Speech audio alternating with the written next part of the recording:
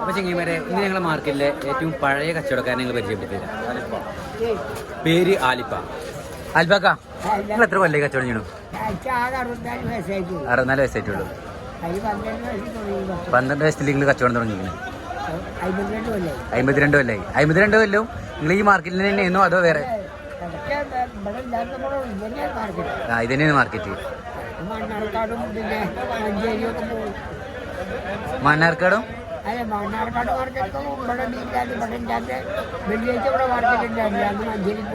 അങ്ങനെ എല്ലാ പോയി അങ്ങനെ. എത്ര പോയിട്ട് മാർക്കറ്റ് പഠിക്കുന്നില്ല. ചന്തപ്പള്ളി മാർക്കറ്റ് മനസ്സിലായോ?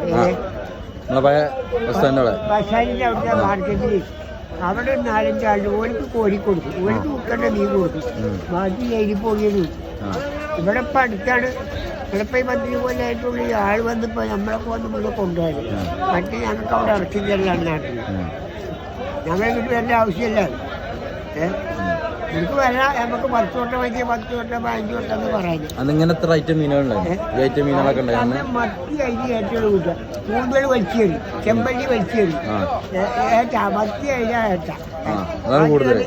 അതല്ല, കൂന്തലിപ്പോ നമ്മള് മത്തി കിട്ടിയ പുറത്തേക്ക് വലിച്ചേറി, ചെമ്പല്ലി കിട്ടിയ വലിച്ചേറി, അതൊക്കെ കൂട്ടൂല, ഞണ്ട് വലിച്ചേറി. ഇപ്പൊ ഞണ്ടും കൂന്തലും ചെമ്പല്ലിയൊക്കെ എന്താ ആൾക്കാർക്ക് പോകാൻ മതി.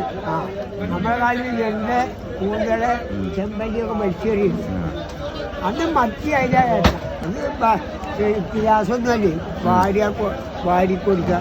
ഞാൻ പുതിയ അപ്പളെ പോകണം വെച്ച് 150 വട്ടം സംഭവിച്ചു. എന്നിട്ട് വേണ്ടെന്ന് പറഞ്ഞാൽ നമ്മള് മീന് കീസിലെ കൊടുത്തിരുന്നതോ? അല്ല, കീസൊക്കെ പറയാല്ലേ, കീസൊക്കെ പറഞ്ഞതിന്റെ പാളി.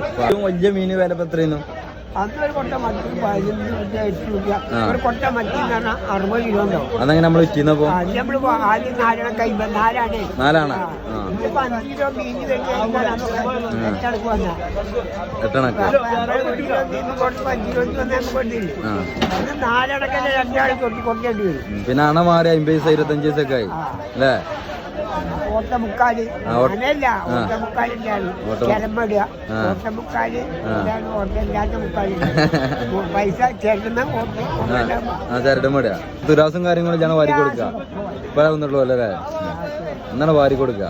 എന്നാ ഭാര്യ ബാക്കിലെ കൊണ്ടുപോയി വെച്ചില്ല. ബാക്കിലെ കൊണ്ടുപോയി പരിപാടി ഒന്നും ഐസില്ല. നമ്മള് ബാക്കി